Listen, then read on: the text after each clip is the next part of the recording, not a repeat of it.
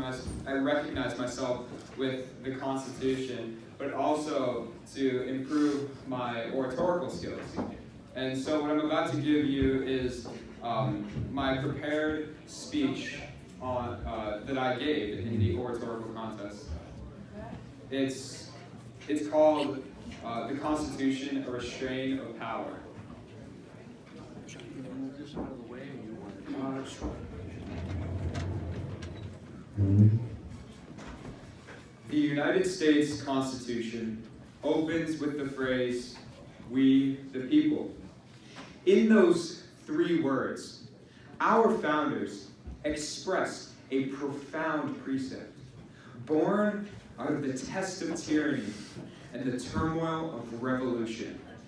A message that still holds true even today, that government is and ought to be ruled by the governed, that the ultimate authority of this nation rests with we the people, and not with kings or generals or politicians or bureaucrats. Yet this question of who controls our government still continues to be a point of concern today, as much as it was a concern voiced by our founders in 1787. At the time of the American Revolution, our founders knew the trauma of tyranny. They had lived it. They experienced firsthand how the power of government can be used to abuse the governed. They knew what it was like not to be able to speak your mind freely, or to be prevented from practicing your private beliefs, or to be grabbed on the streets without probable cause and forced into a jail cell without reason. And they knew what it was like not to have a real voice in one's own governing. So, our Constitution is a document of limitations and protections, as much as it is a document on how we are to govern ourselves. What the Constitution was not, however, was a document of privileges and conditions, because essential freedoms of man are not gifts from our government. They are inalienable rights, gifts from our Creator. Our Constitution is the supreme law of our land. No other law supersedes it. Our politicians and military swear an oath to protect and defend our Constitution from all enemies, foreign and domestic. And yet, we ask ourselves, does America still hold the promise of freedoms today that our founders and soldiers of every war thereafter fought and died for? Or are we on a slippery slope towards some modern version of tyranny that our framers warned us against? Not necessarily from a foreign enemy, but from an enemy within? Since 9/11, our world has changed. In fact, my whole life has been post 9/11. See, I don't know what it is like not to have to walk through a metal detector at a government building, or to not have to take off my shoes at an airport. Now, while these are mere inconveniences, I ask, can we truly speak our mind today without the fear of offending anyone?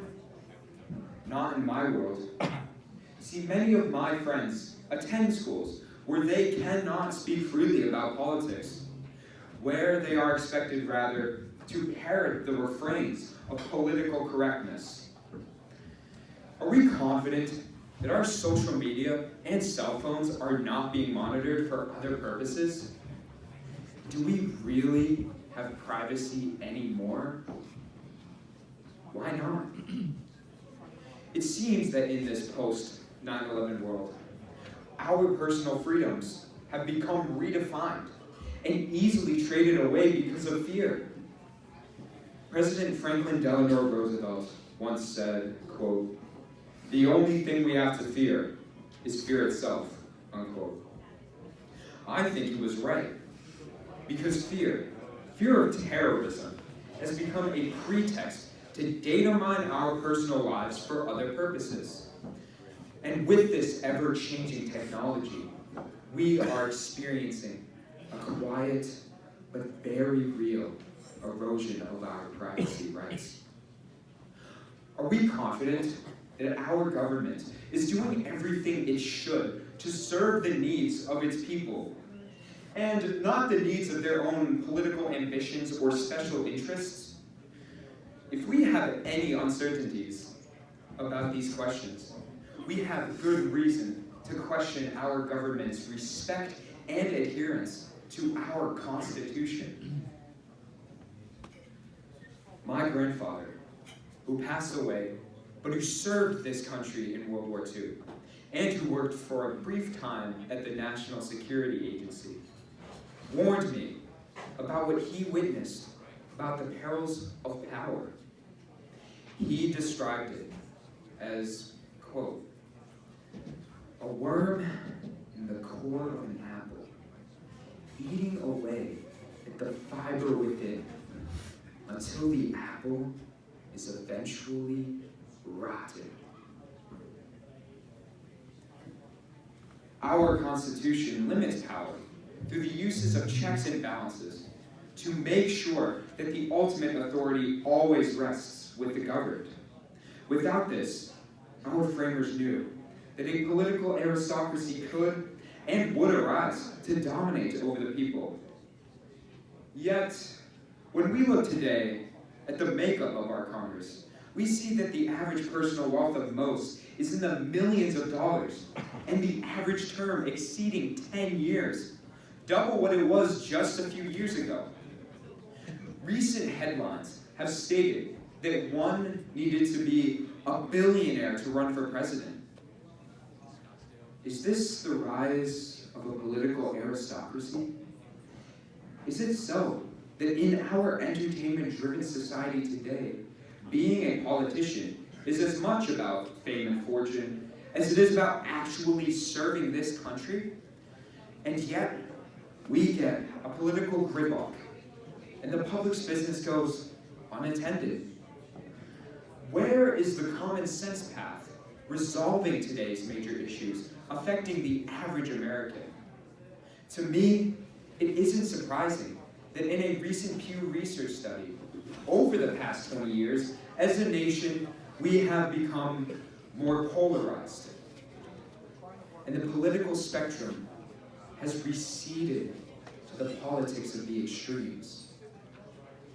This makes me wonder what our framers would say. I believe our Constitution only works best when we honor it, when we are humbled by it, and when we continue to embrace it as a shield to protect us from the toxic tendencies of personal ambition and power politics. I believe that when we remind ourselves of the disciplines and truths of our Constitution, only then will we restrain ourselves from the perils of power. And when we heed the warnings of our framers, only then will our rights, our freedoms, and our future be more secure. Let our Constitution restrain our politicians and remind them and us that we the people, are in charge.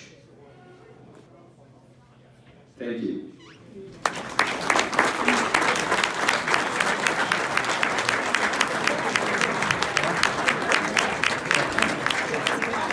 So that is just a small symbol of what these